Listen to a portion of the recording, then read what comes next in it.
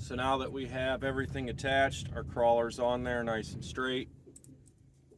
Our trolling motor is on a north heading lock. We are at speed. You do not want to drop before you gain boat control and have the proper speed. Again, we're targeting 2.2 to 2.8 depending where we're at on the river. So we're going to swoop this out to get it straight, get the bend in the line, and I'm going to free spool. And as soon as it hits bottom, I'm going to thumb the spool. And then what we do after this pulls out, it'll lift up off the bottom. We're going to lift up a few feet, let it out again. As soon as it hits, thumb the spool, give her about one turn, and then you're good to go. The floating weeds have been super bad, so when it's like this, we'll actually just run one rod in each person's hand. Otherwise, we'll run a couple rods at either side out of rod holders. Keep an eye on your electronics. If you come from, say, 18 foot to 13 all of a sudden, that's going to be a snag, so you might want to advance the reel just a little bit, or maybe just reel up and re-drop after the snag, depending how long of a snag it is. As you can see here with these floating weeds, the reason we're running rod in hand is because we're having to fish around the floating weed mats. If this was in a rod holder, this would not work at all. We saw a lot of boats running rod holders, and unfortunately they were getting buried in that and wasn't very productive. So no rod holders, rod in hand, which double bonus is you get to feel the bite, which is very nice on bottom bouncers. So we're going to reel this in, clean off these weeds.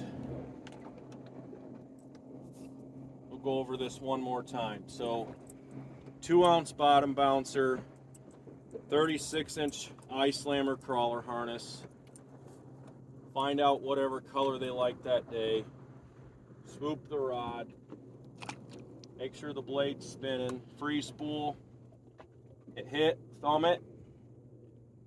Wait a few seconds. Lift up. Let it go. Thumb it again. Close it. Advance the reel. We're set.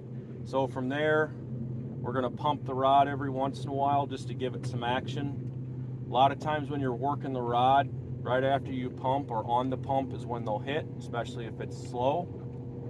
Once it's late June and it's super weedy, you'll have to deal with that. So you're going to be popping off the weeds. If you pop the rod and it doesn't quite feel right, your blade's probably fouled up. In the event that that happens, you'll want to reel in, free it up, start over. But we got a fish on here, and he fell off.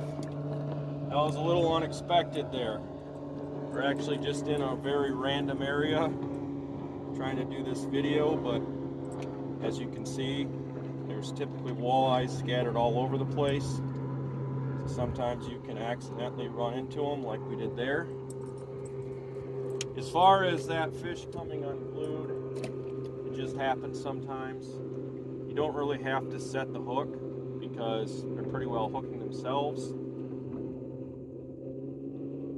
So again, once we hit bottom, we're going to thumb the spool, pause, wait a few seconds, lift it up, drop it. As soon as the bait hits the bottom, thumb it again. You've got to have your thumb at the ready to act as a brake, especially if you're using a line counter reel. Otherwise, it's going to snarl, it's going to bird nest, and it's going to probably get snagged.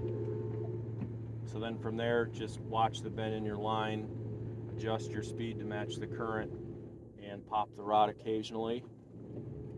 And that's all there is to it. Good luck.